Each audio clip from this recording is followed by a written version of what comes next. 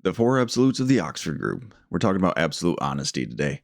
Part 1. My name is Steve Van Eierstein, and welcome to the Narrowing Path, Walking the Spiritual Walk. I'm looking forward to doing this and really digging into these. We're going to be covering the first absolute they touch on in the book. What is the Oxford Group? I did a little bit of an intro with a little bit of the backstory last time, so I'm really looking forward to digging into these. There's so much in each one of these absolutes. So what we're going to be doing is we're going to take the four absolutes: absolute honesty, absolute purity, absolute unselfishness, and absolute love, and we will be going through them with 2 episodes each. So half of the reading from this book each time, because there's plenty in just half of each one. So I just want to get a little bit more granular with them. So what we're going to do is we're going to go ahead and read the first part of this reading for absolute honesty out of this book, and then we will have a little bit of a commentary about it and my impressions of it, the things I take away from it that are really important, and also in some of my experience too. So thank you everybody that likes and subscribes and follows me, whatever platform you see these on, whether that is Instagram, Facebook, here on YouTube, whether it's the shorts or the full-length videos, Spotify as well. Those who began following along on Spotify, thank you so much for the support. Really do appreciate it. Also, we're on Apple Podcasts and we're on Amazon Music as well. So wherever you find me, thank you for your loyalty and thanks for watching. Really do appreciate it. A lot of great stuff. So let's go ahead and we'll get into it. We'll do the reading first here. Again, this is What is the Oxford Group by a layman with a pen, I believe is technically the author. And we were going to be reading from the chapter, The Four Absolutes, and we're going to be reading about the first absolute, absolute honesty. So I will read the first half of this section from the book. So here we go. This page 73 is where I'm starting for those who actually have a copy of this book. So here we are. The Four Absolutes. 1. Absolute honesty. Whatsoever things are true, whatsoever things are honorable, whatsoever things are just, whatsoever things are pure, whatsoever things are lovely, whatsoever things are of good report. If there be any virtue, and if there be any praise, think on these things. Philippians 4:8. Live pure, speak pure, right wrong, follow the king, else wherefore born. Tennyson. All things are possible to him who believes. They are less difficult to him who hopes. They are easy to him who loves, and simple to any who do all three. Brother Lawrence. Absolute honesty. Bright thoughts, clear deeds, consistency, fidelity, bounty, and generous honesty are the gems of noble minds. Sir Thomas Browne. To thine own self be true, said Shakespeare, and it must follow as the night the day, thou canst not then be false to any man. To ourselves the absolute truth, and to others as truthful as we are to ourselves. Can we do it? Can we sit down, even for a few moments, and face the self the world does not see, and tell that self the absolute truth? Then, having told the hidden self the absolute truth, can we be honest and let that truth become a conscious part of ourselves? How many of us can do that? Absolute honesty is the proud boast of many people. One thing about me, they will say, is that no one can deny that I'm always honest about everything and everybody. We all know that complacent type too well. They enjoy pointing out other people's weaknesses and indiscretions to their face and are rather surprised when the recipients of this form of honesty are not exactly pleased. Why on earth should other people be pleased when we destroy their illusions or lay bare their weak points? The methods of the self-righteous who would be honest at all costs but their own are more harmful to spiritual life than they realize and bring contempt on the work of Christ. A conscience void of offense towards God and men is the best remedy for self-righteous honesty.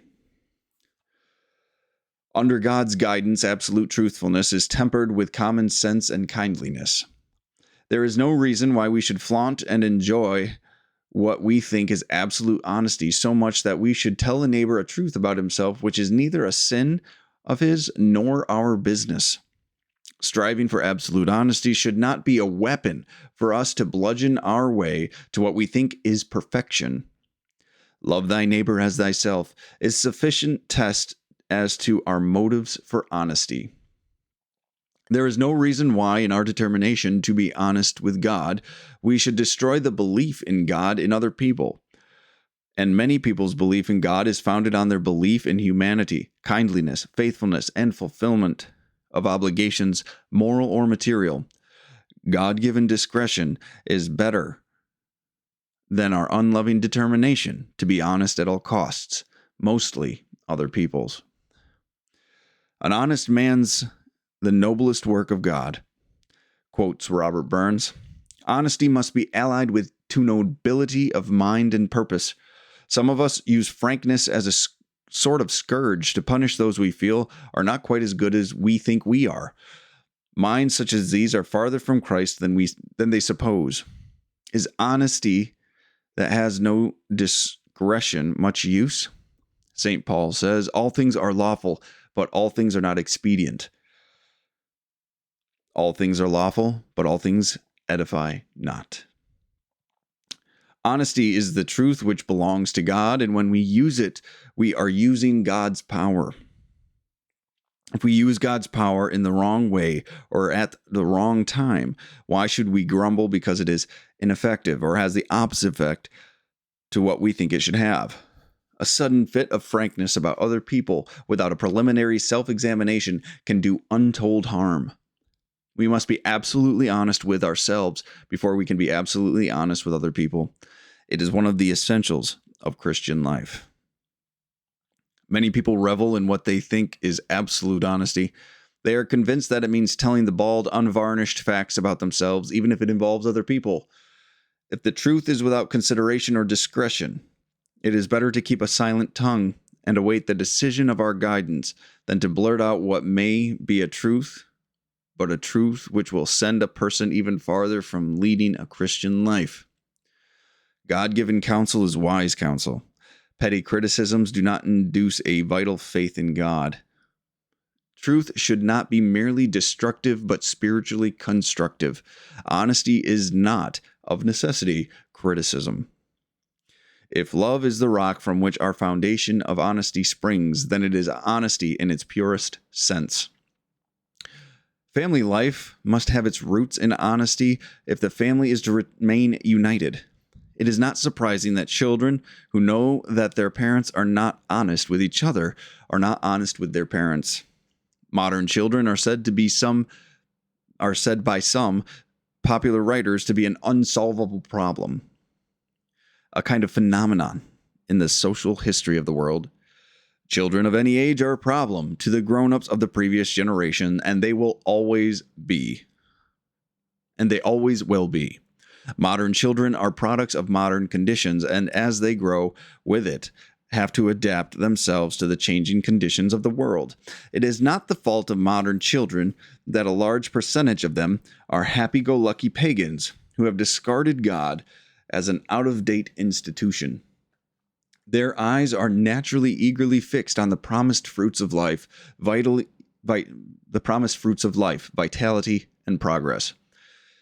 If their parents or their teachers cannot or will not show the power of Christ to youth as a living force which does not bind youth but offers it the best and fullest way of living, then the fault is theirs, because they will not face the undeniable truth that the simple rules of Christianity are as modern and as applicable to enjoyment and appreciation of life at its best today as they were when Christ changed the old tribal conditions into a new and practical way of family cooperation.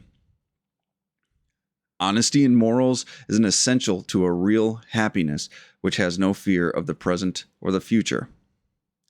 How can any husband or wife live in perfect understanding if either has a secret which, should it come to light from an outside source, will wreck their partnership?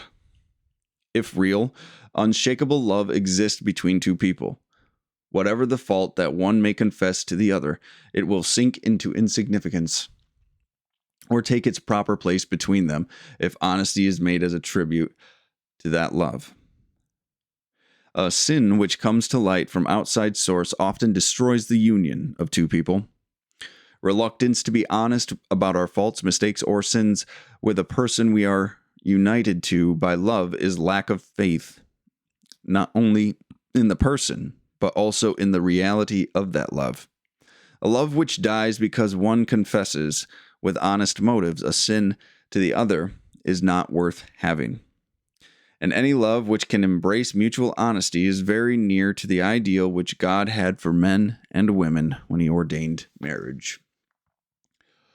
Moral honesty with our friends who cooperate with us for happiness is very necessary if we are to know that we can rely on them and stand with us in an emergency. How much more do we value friends whose affection is founded on candor, and who will be honest with us when we are confronted with difficult situations, in which we need honesty if we are to set a right viewpoint?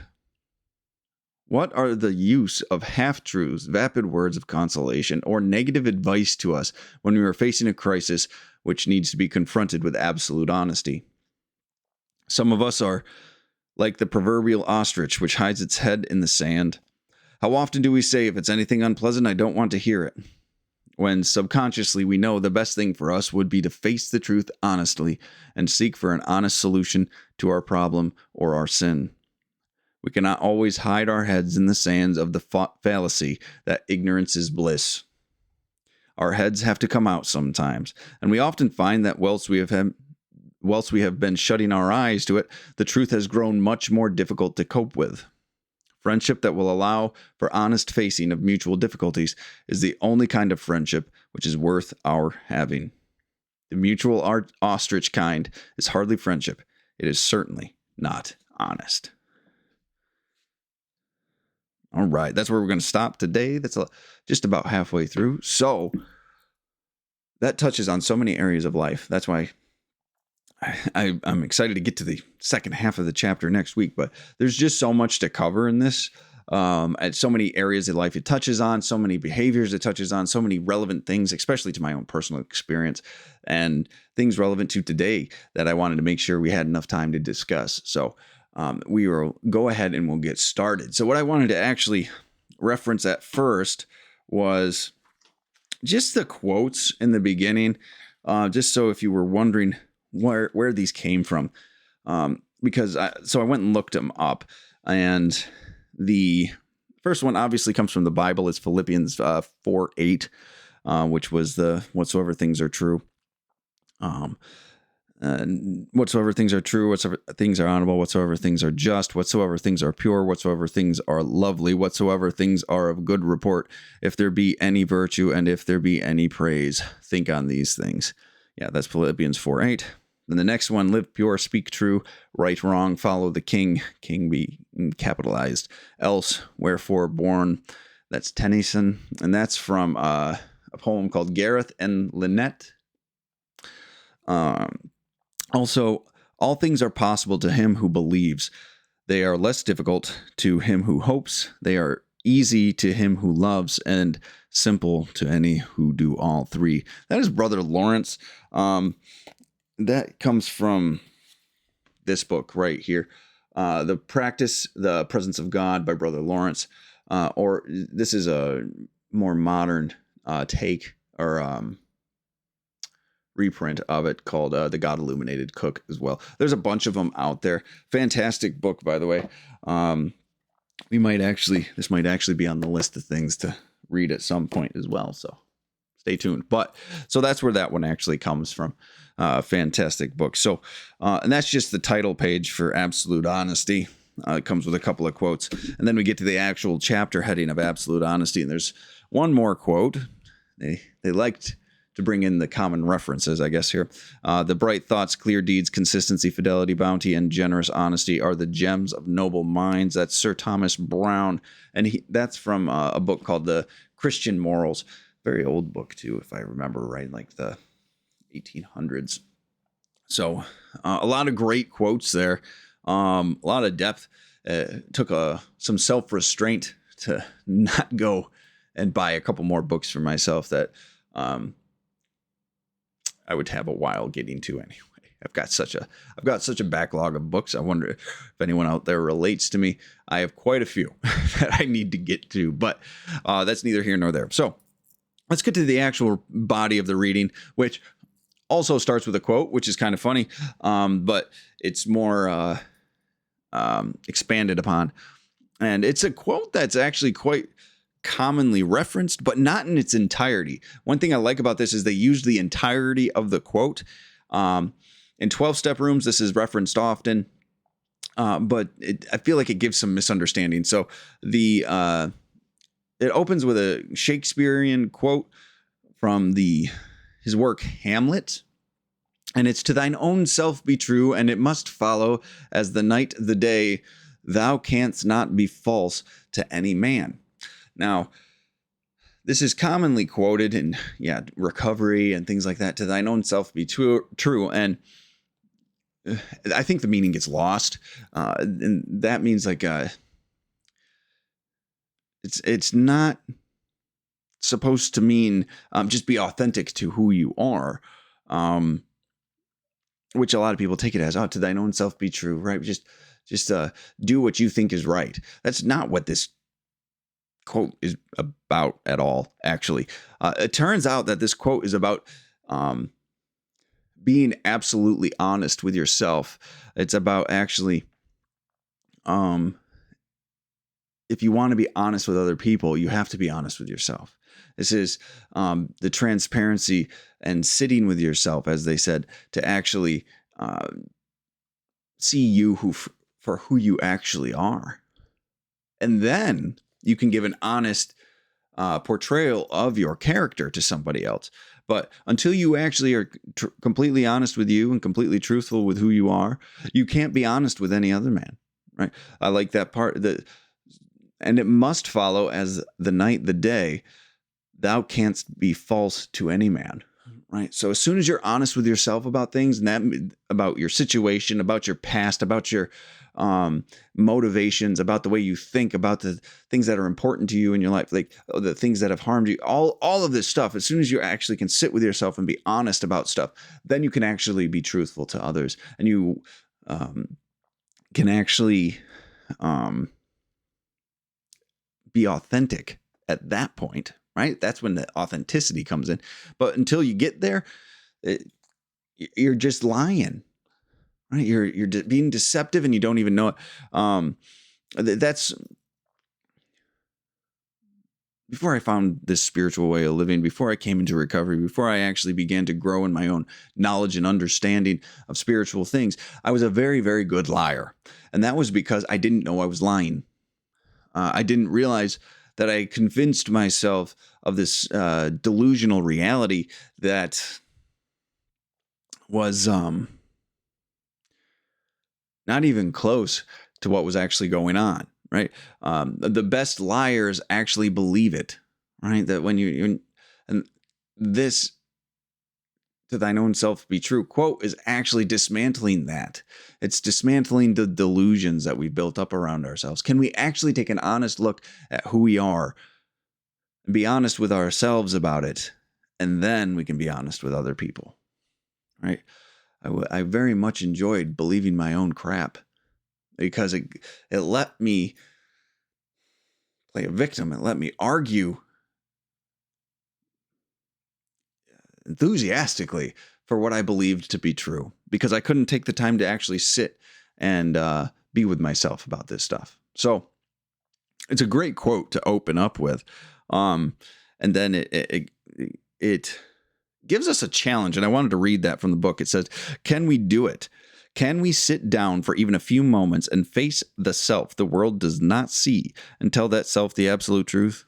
Then, having told that hidden self the absolute truth, can we be honest and let that truth become a conscious part of ourselves? How many of us can do that, right? It's a really difficult challenge to actually do. It's really hard to actually sit down and take that inventory and look at yourself and really be transparent and really not try to embellish and not play the victim, but look at things objectively for what they are. It's not easy. It takes away all our excuses. It takes away all of our cop-outs. It removes our justifications for bad behavior. And this is an important challenge. This is an important thing to actually consider. A lot of people don't even know they have to. The ones that know they have to refuse to. And the ones that do, it becomes quite painful for them. I remember, because this is the only way I could actually change, right? That's why honesty is a crucial part of my program of recovery, my spiritual way of living, my new lifestyle, because without honesty, nothing's actually real. As odd as that might sound, honesty is the only way I stay connected to reality. And then I can actually function in the real world. I would do anything to avoid it previously. So this challenge was very relevant to me. This is something I had to go through. This is something I have to continually go through, actually, to make sure I'm participating in my relationships, participating in my circumstances, and actually be present in the world and be present for those around me and for those who love me. It was an absolutely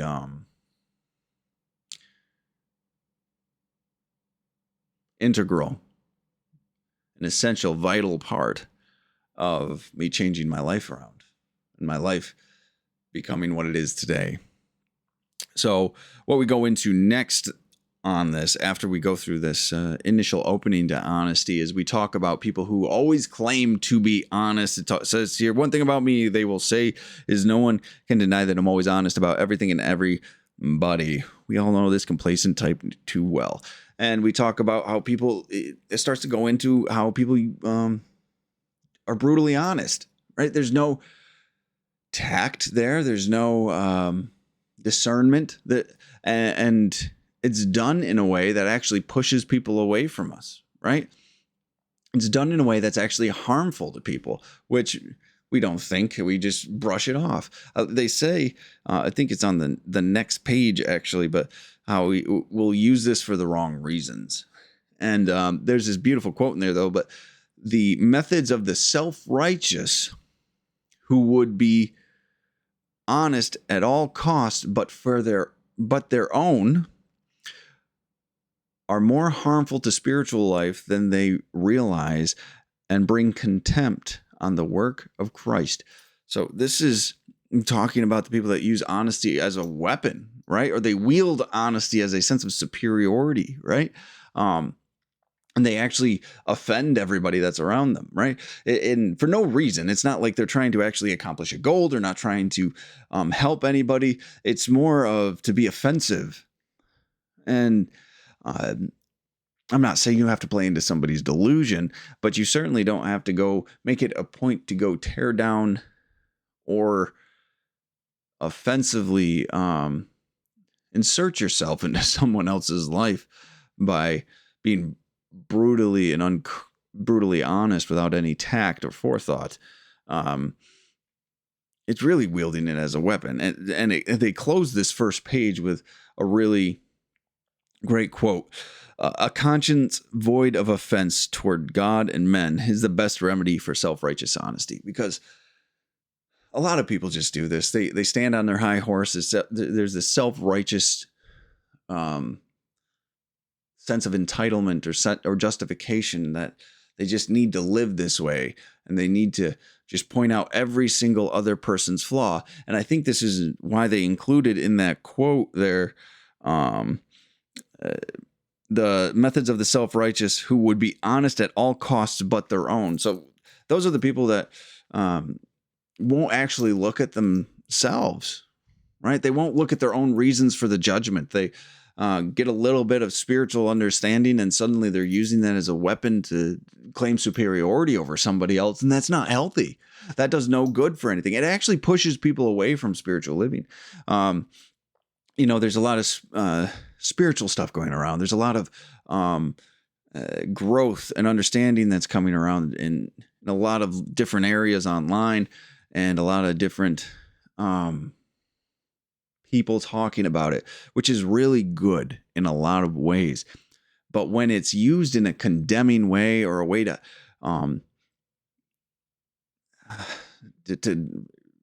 for people to feel superior, it really pushes people away from a spiritual way of living.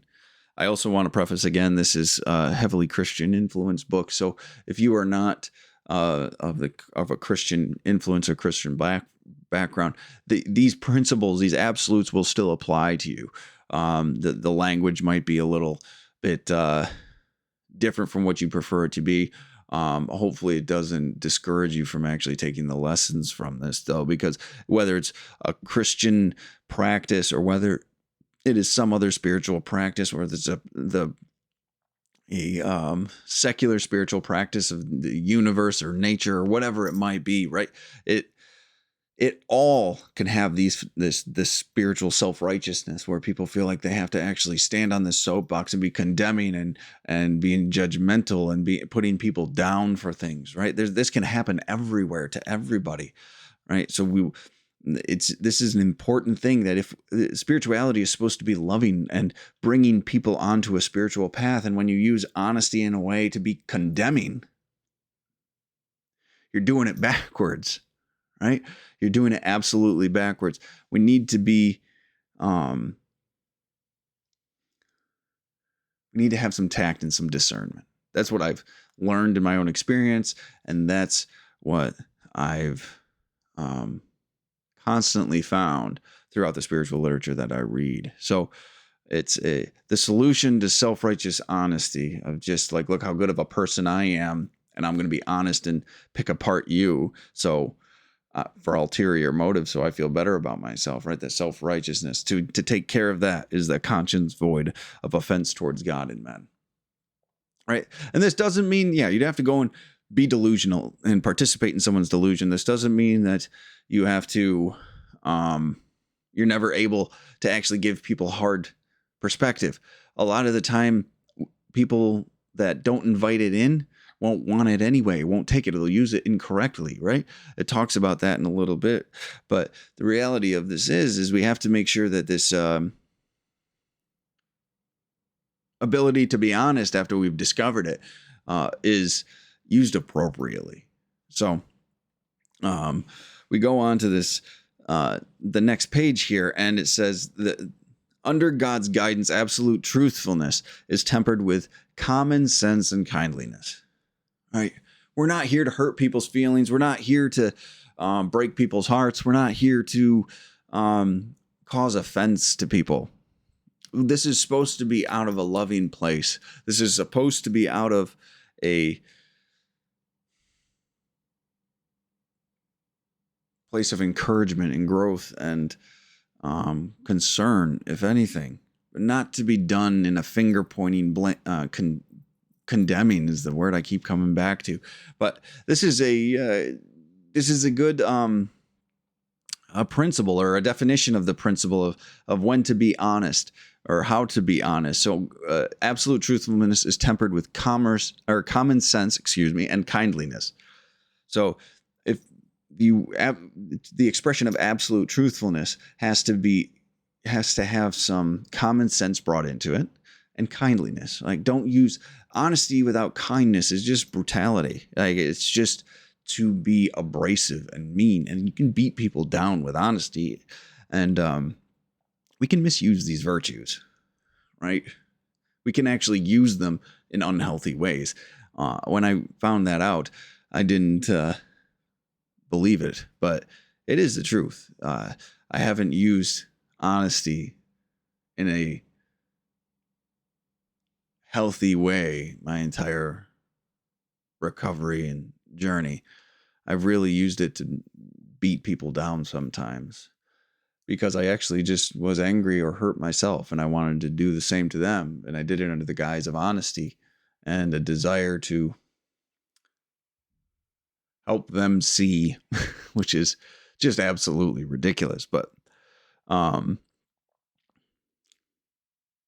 they also talk about how a good guide for it can also be love thy neighbor as thyself, right? To treat people appropriately as you would wish someone to be treated. Again, this doesn't mean you're dishonest with people or you lie to people, but if you do feel like it is the appropriate time and it is you're in the appropriate place to give someone some honest feedback that could help them, then do it in a way that's loving. Do it in a way you would have it presented to you. And also, it's really important to always remember it's your opinion's not always needed. My opinion's not always needed. I need to remember that. I don't always need to throw my 2 cents in. Sometimes I'm not right. Sometimes I need to learn something. Sometimes it's not essential that my ego gets satisfied and I have to say something. Because a lot of it's what it is ego. A lot of ego gets wrapped up in this whole honesty thing. Goes on to say that honesty must be allied to nobility of mind and purpose. So it should be intentional. It should have a purpose, right? If you're having this conversation, having a conversation where maybe some hard truths are being brought up and talked about, like, why are you doing it? Why is this occurring? What is going on, right? Nobility of mind, to be of service, to have a higher service, to enlist honesty in the service of something higher. Maybe it's a better way to say it. That's the purpose of absolute honesty, to be of service to something higher, right? So when you're saying this stuff, when you're bringing up when you're bringing up honesty and you're actually trying to practice this principle, right? Practice this absolute. It's why are you saying the things you're saying? Asking yourself that question, right? Are you saying it to judge? Are you saying it to feel better about yourself? Are you saying it to feel superior to another? A lot of people, I didn't write the quote down, but it's really to just place ourselves above someone else. We like to make ourselves feel like we have the moral high ground. Well, that's a pretty crappy reason to say something, right? It's pretty crappy to say, I'm better than you, and this is why. That's not constructive at all. That's not going to help the person move forward, right? We have to check our motives when we're having these types of conversations, and we're practicing this absolute honesty in regards to application to another person. It's actually crucial. And then it says a sudden fit of frankness about another person without a self-examination can do untold harm. And my personal experience of being someone that this has happened to, and also doing it myself, that this is absolutely true. If you have this sudden inclination to, hey, let me tell somebody about themselves, that's not coming from a good place. I like how they say sudden frankness, like this, it's like a impulsiveness to it and this brashness to it, right? A sudden fit of frankness about other people. Before that happens, you've got to take a look at why. Is someone just upsetting you? Is someone not acting in the way you want them to? So you just, want to tell them about themselves. You want to break them down a little bit, get them off their high horse, right? You want to do it in an angry or a gratifying way to your ego and self-esteem, right? Like those are not right reasons. Taking an honest look at why you want to say the things you want to say is crucial. It's so imperative that this is done, because if not, we can hurt a lot of people. We can push people away from a spiritual way of living, right? We can be condemning to such a point that people don't recover from it. And that's not what we want. That sense of rejection can be crippling. So we need to make sure we're saying things for the right reason at the right time and from the right place. We can cause a lot of damage to people with what many would call a sharp tongue. Many people are very skilled in the art of criticism. Many people are very skilled in the art of just tearing someone apart verbally. And it's not healthy. It's not good. And we excuse our own sense of guilt and shame about it by saying, well, it's just the truth. Yeah, but the truth wielded as a weapon and a dagger. The truth wielded in such a way as to be crippling and harmful. There's no nobility in that. There's no kindliness in that. There's no virtuous behavior in that at all. If anything, it's even worse than that. It's worse than just being harmful. It's intentionally harmful in the guise of a virtue. That's terrible. And I have to say, just for transparency, I've done that before. And it doesn't feel good. It doesn't feel good. It feels wrong afterwards. I've actually had to go make amends to people because I've done that. So, we have to be careful about why we're using this sense of honesty. And it goes into this great part here. Truth should not be merely destructive, but spiritually constructive. Honesty is not of necessity criticism. We use absolute honesty with others. Right? So absolute honesty with ourselves is full transparency with ourselves. And this is what we hope other people do as well. But if we're using absolute honesty in a inventory way with somebody else in a observational, judgmental way, it's not just to criticize and say someone's bad or just shame them for the things that they've got going on. It's to be used in a spiritually constructive way. We're supposed to be building people up. We're supposed to be encouraging them to find spiritual growth. We're supposed to be enabling them to actually find a spiritual path with a God of their understanding. It's not just to criticize.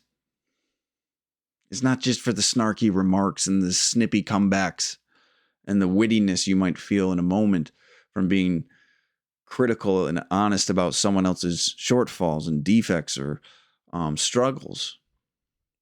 It's not what it's intended to do. It's supposed to be spiritually constructive. It's supposed to build people up. It's supposed to bring people to a better place, help improve their lives when it's well received. But we misuse it all the time. So we also have to make sure that this next piece that it goes into is it talks about the family, it talks about children and everything too. I love that it really talks about every area, just in this first half. So when we get to the second half, it'll be interesting to what else it brings in. But it talks about raising children and how in families, children are they're going to model the behavior they see. So if children know parents aren't honest with each other, they don't feel like they've got to be honest with the parents. Right? So absolute honesty is a practice we need to bring into our homes as well. And for many, many reasons, but primarily for the generation that's being raised after us, to show them what absolute honesty is, to show them what integrity is, to show them a healthy, constructive relationship. And I absolutely love that they put this in here, to be honest with you, but because it talks about how children are a mystery and the modern children are just not the same and blah, blah, blah. And then it's like, then they just point out the simple fact that every generation will have problem with their children because they're different. They're being raised in modern conditions, it says. Like, don't blame the modern world for your children's behavior, right? You still have something to say about it. And he talks about, what's interesting is that this sounds like it was written today because there's so many pagan or atheistic family units or children that have turned from the normal path of religious practice and spiritual pursuit and God-structured lifestyle, and people, it sounded like even in this time, people wanted to blame society for it. And they're saying it's not society's fault. There's been bad teachers. The parents haven't been showing why this is such a beautiful thing, why this is such a powerful thing, why this should be done. They haven't been handing this gift to the children and saying, hey, look at this. This is the way to find the most joy and happiness and fulfillment. And then guess what? When there isn't that structure and those lessons brought in, and that idea of a freedom found through a spiritual practice and a journey with God, they think it's limitation. And then they find empty pursuits and pleasure and distraction in this world. And so they're saying we need to take some accountability as teachers and guides, that we need to hand this to our children in such a way that they can receive it. That's our responsibility.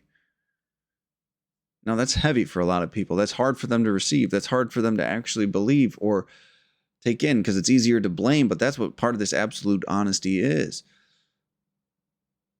We have to actually do this. We actually have to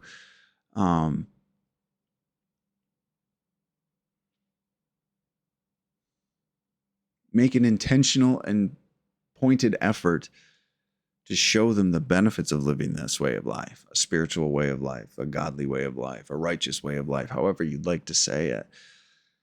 And that connection and the growth that can come from that, and the freedom that can come from that, right? So, and it gives, and this being written in 1933, I believe. Yeah, 1932, 1933. This being written at that time shows that, first of all, these principles are timeless, and these problems, these problems are also timeless, right? Like, kids today are as much of a mystery to the generation, the first and second generation before them, as they were 100 years ago. So let's not act like we got a special set of circumstances today. There are some variances. There might be some more extremes right now. Totally understand that. But the reality of it is, we still have a responsibility as the generation above to foster this in them, to foster this desire in them. It's really crucial to that, and for us to accept that responsibility as well. So these principles are timeless in a lot of ways. And then he brings this absolute honesty piece into romantic relationships specifically here.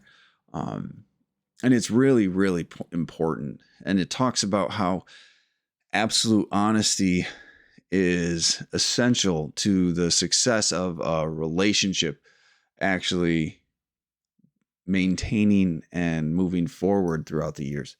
And without it, you'll get nowhere. And how if someone in the relationship isn't honest about everything that's gone on, or what he would call a sin that they committed in the past, and it comes in from a third party, it comes in from an outside source, that it will destroy the relationship, right? That it'll actually not corrupt, but it'll drive a wedge between them, because how can the people trust again? How can the people actually in that relationship feel like they could be with the other? It's a sense of betrayal in a lot of ways, which is very true. This is something that many people have experienced. So absolute honesty when you're getting into a relationship, when you're actually building with somebody else, is crucial to this whole process, this absolute honesty piece, and not leaving all these ghosts out there for people to bring into the relationship and say, hey, this is what's going on, or did you know that they had done this, or they're a part of this, right? If they bring it up between themselves, it can either build the relationship or it'll just sink into the past because it's not relevant. But it needs to be brought in by the people in that relationship. And also, he brings up a very, very valid point. The quote is, a love which dies because one confesses with honest motives a sin to the other is not worth having. So if you feel like you've got to hide your entire past because your partner would leave you if you didn't, there's a problem. First of all, if the partner actually would leave you, you're going to be in fear the entire time. And secondly, if the partner wouldn't leave you, you're just feeling ashamed of yourself still, and that's going to drive your behaviors. It's not healthy. It is better to have honesty with good intentions too, right? Motives, he said, honest motives. So you're not trying to harm the person. You're not just trying to push them away or anything like that. You have honest motives involved here, but to share with them these things so you don't have to hold that on your conscience, and you don't have to worry about them finding out. And if that kills the relationship, then it's better to have lost it now than later on down the road when they find out about it from a third party. It just is. He says it very, very plainly there. A love which dies because one confesses with honest motives a sin to the other is not worth having. So keep that in mind. And then the last part he talks about here is friendship, and how absolute honesty in friendships, real friendships, not just acquaintances, not just people you know casually, but real true friendships, has to have honesty involved, because those are the only friendships worth keeping.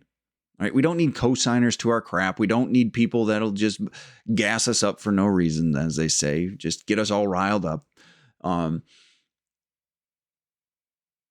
It's not a strong friendship if you can't have, he said, candor, if it's not based on candor and honesty, right? If you can't trust them to give you honest input on your life when you're asking for it, and they're just going to hide it and shield it and try to make you feel better about yourself. What did he say here? What are the use of half-truths, vapid words of consolation, or negative advice to us when we're facing a crisis which needs to be confronted with absolute honesty? Sometimes I need someone to tell, one of my friends that knows me, to tell me, hey, you're kind of being a jerk right now, or you're not being a jerk right now. This is a problem that needs to be addressed in whatever area of your life, right? Like, there is some substantial stuff that I need some help with. I don't always see my own crap. I don't always see me. I don't even always see me coming, is what they say, right? So we need to have friends that have some honesty and understanding involved. And that's crucial to the process. We can't have those friends, and he refers to them as ostrich friends, which live in delusion. You just bury your head in the sand, and when you bring it up, still scary, you bury it again, right? What did he say here? Friendship that will allow for honest facing of mutual difficulties is the only kind of friendship that is worth our having. The mutual ostrich kind is hardly friendship. It's certainly not honest. You're just living in delusion when you're burying your head in the sand. And he even talks about it and saying, usually when you pick your head up out of the sand, guess what? Things are even worse. So this absolute honesty piece with true friendships is, first of all, what is it? Iron sharpens iron is what they say. You have to have people in your life that you can actually trust to help build with you and give you honest input when you want it, when you need it. And you can't just live in delusion. You're not going to make progress. You'll get overwhelmed with the problems of life because you're not actually addressing them. And this is important to recognize. So that is where we stopped for the day. We have another section, the other half of this chapter, next week. I'm really, really looking forward to it. I hope y'all enjoyed this one and will enjoy the next one as well. And just on a personal note, honesty is one of the most important principles I live by today.